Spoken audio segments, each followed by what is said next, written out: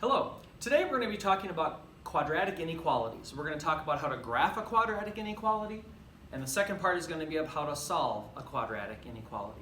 First of all, let's take a look at the graphs and how to graph one. Okay, I have a little step-by-step process on how to do that. And back in the Google Classroom, right underneath the link to this video, is a link or a little PDF file that has this on it too. So you can certainly print it off and use it as a reference if you need to. Okay? But down at the bottom here I have a little inequality. Y is greater than 2x squared plus 2x minus 2. Okay? Let's see if we can graph this thing. Well, step number one says enter the equation into the calculator in the y equals. So we're going to graph it. Okay? Now I know earlier when we were back in class we talked about this Inequals app. You don't have to have that Inequals app on your calculator. In fact, personally I think it's a little bit more work to have it on there and use it versus compared to just doing it this way. So I'm just going to go with it this way. Okay, so let's go to y equals. And one thing before we enter the equation into the calculator, how does the equation have to be arranged? Well, everything has to be on one side, and we have to have a y all by itself on the other side. And most of the time it's going to turn out to be like that. So I'm going to type this in. I'm just going to type in 2x squared plus 2x minus 2. And I'm going to press graph. Okay? And ideally what we're going to want here is we're going to want to put that graph on graph paper. Okay? Or you can certainly make a little freehand sketch as well. Okay? But as we've talked about many times, the most important part of a parabola is the vertex. Okay, and in step number 2 here it says we're going to find the vertex by using the max or the min. And in previous lessons we've talked about the vertex, the lowest point being a minimum, the highest point being a maximum. Okay, well this one has a low point and it's called the minimum. So let's go find the minimum. And the way we did that again on our calculator is we pressed second trace, and we went down here and we chose number 3, the minimum. Okay, and it talks about the left bound. Well, that means the cursor has to go around to the left-hand side of the vertex a couple clicks, press enter. The right bound, I'm going to go to the right side of the vertex and press enter. And I guess I'm going to get as close as I can and press enter. And there's my vertex. Now, I think prior to this, most of the time our vertex that we used was a nice number. The vertex isn't always necessarily a nice number. This one, for instance, is negative 0.5, if I did a little bit of rounding, negative 2.5, which is perfectly fine for them not to be nice numbers. So negative 0.5 down 2.5 is about right there on this one. Okay, and I like graphing that vertex right away, but that's the most important part, is finding the vertex. Well, also, as we've talked about in the past, we need to find other points, okay, to make this parabola. And as it says here in step number 3, we're going to use the table on the calculator to find other points. And again, to get to the table, I press second graph, okay, and there I have a bunch of points. And we've talked about also using the numbers between negative 10 and positive 10 for our y values. And this one actually has quite a few of them, okay? Okay, I'm going to graph, let's see, I got, negative 3, 10. 1, 2, 3, all the way up to 10 is going to be up there somewhere. Negative 2, positive 2 is right there. 0, negative 2 is right down here. Negative 1, negative 2 is right there. Over 1 up 2, and over 2 up 10. Like we've seen in the past, oftentimes they have them right across from each other. But the more points you can make, the merrier. And I'm going to go down here, I'm going to make a curve and come back up, and it's going to look something like that. Okay? But make sure we make our points nice and big so I can see them. Okay, I'm always going to have you label the vertex, whether you do it right down here by the point or off to the side. Either one's okay. Oh, shoot. And I just messed up. Okay? I did something that a lot of people do automatically, myself included. Okay, which brings us to the next point. We have these dots here. I'm just going to redo them in red. Those are the points that make up this parabola. But when I get to the next part here, just like when we did linear inequalities, we either need to connect them with a solid line or a dotted line. Okay? And how do we tell? The way that I tell is with this thing right there. Okay? And if you remember, if it's just greater than or less than, it's going to be a dotted line. And if it has the line underneath it, then it's going to be connected with a solid line. Okay, and a lot of people do what I did, is I automatically just drew the line without looking. Okay, if I look back at this one, it is just greater than. It's not equal to. So it should be connected with a dotted line. So if I kind of cheat a little bit, and I'm going to connect these with a dotted line. Okay? On your homework and things, make sure I can tell it's a dotted line. Okay, now you can do one of two things. If you did what I did accidentally and automatically drew a solid line and then went back and went, oh shoot, should be dotted. Or if you can't quite tell, to be 100% certain, write the word dotted next to it down there. That way I can tell without a doubt in my mind, you know that it should be dotted. Okay? So solid lines and dotted lines. Okay? And the second thing that we did, we're going to do here, like we did with linear functions, is we have to do some shading. Now when it was a linear function, a straight line, we shaded above the line or below the line. Well, we're going to do the same thing with parabolas. But we're either going to shade inside the parabola or outside the parabola. And again, there's a couple of ways to determine this, but I think the easiest is to go back to the equation over here. And look what it says. It says y is greater than. Greater than means above. So I go back and I pick any point on this parabola. I usually go back to the vertex. And if it says y is greater than that, greater than is above. And in this particular case, above turns out to be inside the parabola. So I would shade something like that. Okay, and there we have it. That's how we shade quadratic equations, or quadratic inequalities rather. Okay, is above always inside though? Not necessarily. For example, what if you had a function, a parabola over here, it was a dotted one and it went like this, and it said y is greater than or equal to something. Oops, greater than or equal to be a solid line. In this particular case, if it says y is greater than, if I go to my vertex, greater than is above, and here above would be on the outside. Okay, so it kind of makes a difference which way the parabola goes. Okay, whether it's inside or outside, but I just think of it as greater than or less than. Okay? And I think we're just going to stick with one example of this because I think they're all very similar. But use your calculator to find the max and the min. Use your table to find the other points. We connect them with a solid line or a dotted line, and then we shade inside or outside, or basically above or below the vertex. Okay, so graphing a quadratic inequality isn't too terribly bad. Okay, the next thing we're going to look at is how to solve a quadratic inequality. Okay, and once again, like I mentioned before, right below the link to this video, back in the Google Classroom, is this slide. Okay, now there's a little bit more to this, how to solve a quadratic inequality. Okay, so once again, we're looking for the solutions. Okay, I have an example that I'm going to look at here. It looks something like this, if I can squeak it in. Let me scoot this over just a smidge.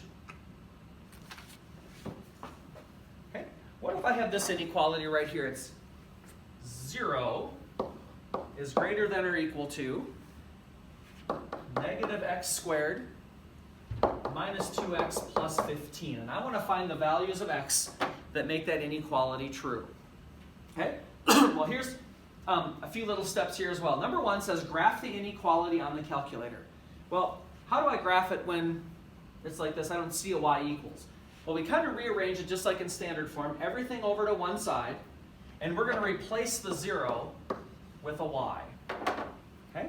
So that's the equation I'm going to graph on my calculator. I'm going to go to y equals. I'm going to go negative x squared minus 2x plus 15, and I'm going to graph it. Okay? Now the solutions that we're looking for, in step number 2 it says we want to find the x-intercepts. We want to find these guys right here. Okay? So in a previous lesson we talked about how to find those x-intercepts. And here's a little refresher on how to that. We're going to go second trace on my calculator again. And another word for those x-intercepts, as it says up there, they're called the zeros. So I'm going to choose number 2, 0. Okay? And I'm going to pick one. I'm going to do this one on the left. Okay? And it says left bound. And if you remember, if I grab this parabola, my left bound is going to be down below in this case. And my right bound will be up above. So I'm going to move my cursor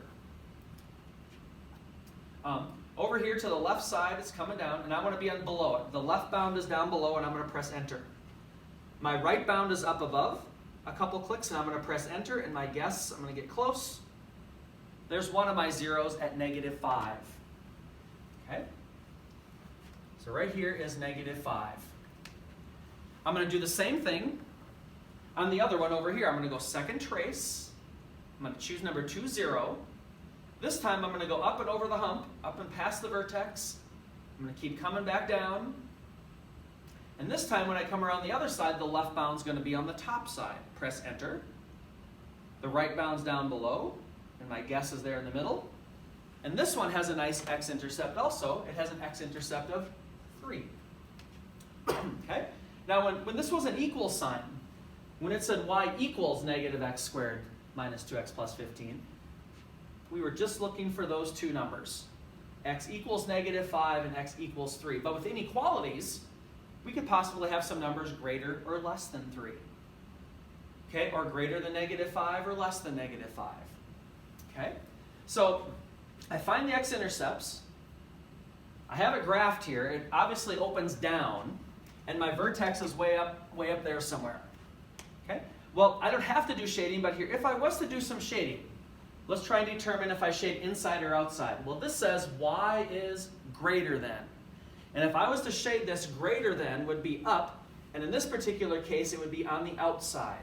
And all of the solutions then would be out here and out here on my graph. Okay? Well, if I go to the number line here real quick, okay, if I look closely, everything is at negative 5 and all the solutions are on that side of it. And over here, all of the solutions are on that side, excuse me, of the 3. Okay? Well, if you remember from a while ago, those arrows are going in opposite directions, and that makes it an OR problem. Okay? And I have two solutions staring at me. One of them is right here. All the x values are less than or equal to negative 5. Or all the x values are greater than or equal to positive 3.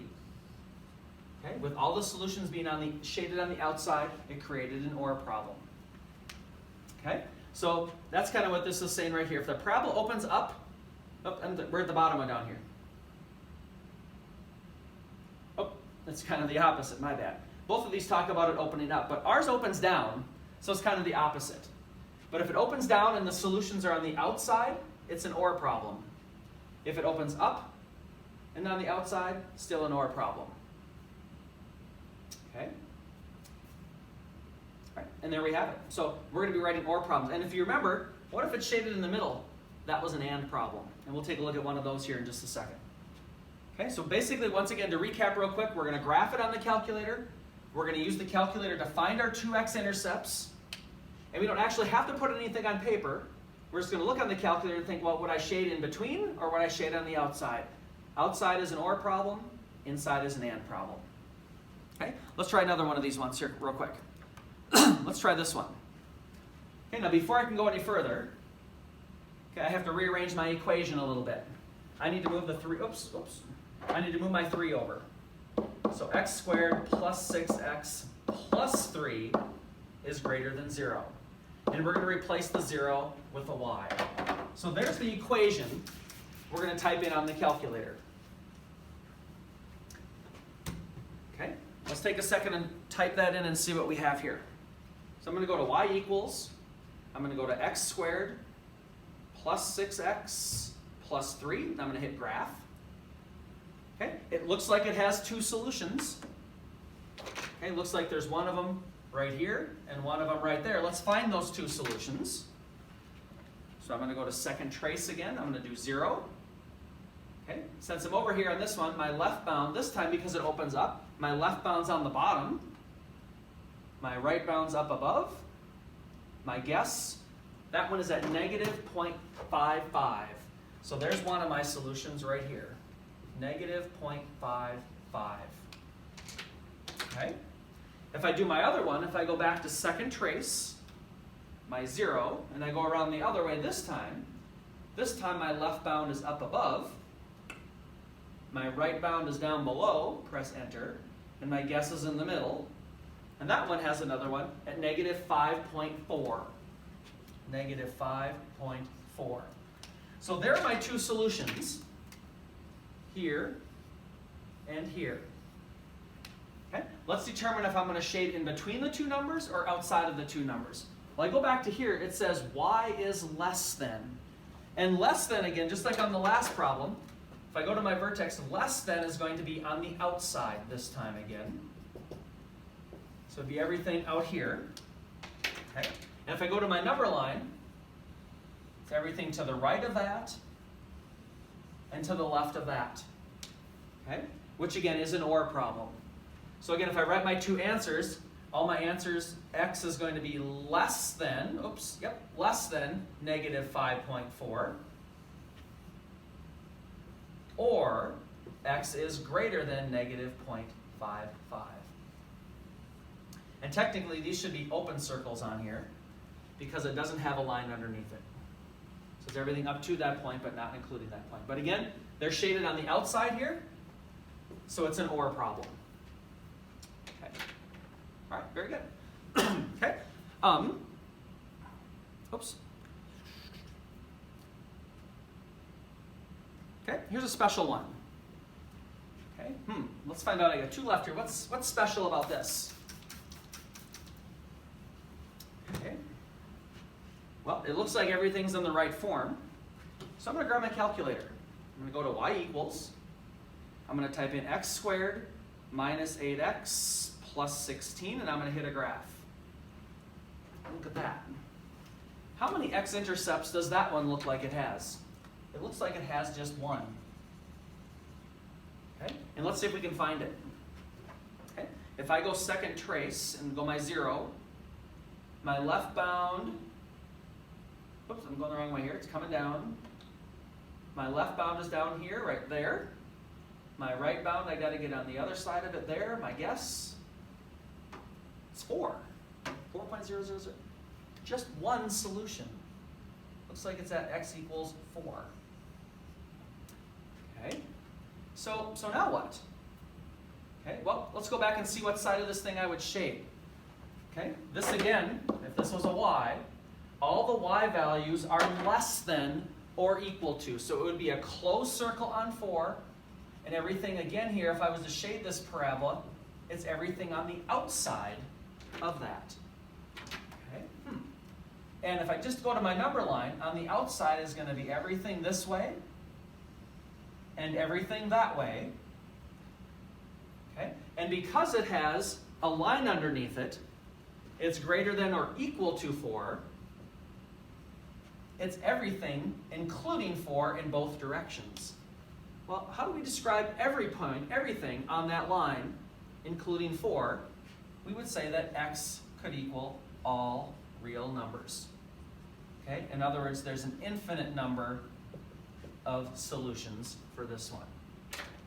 Okay? Yeah. Okay? So you might run across one of those one time. That was one special one, and it only had one solution. Okay? If this was an open circle, how would that make things different? Okay? That would make it different. They would have the solutions would be greater than 4 or less than 4. It kind of like this, x could equal anything except 4 would be another way of saying that one. Okay, good. Okay, I got one more special one here for us. How about this guy?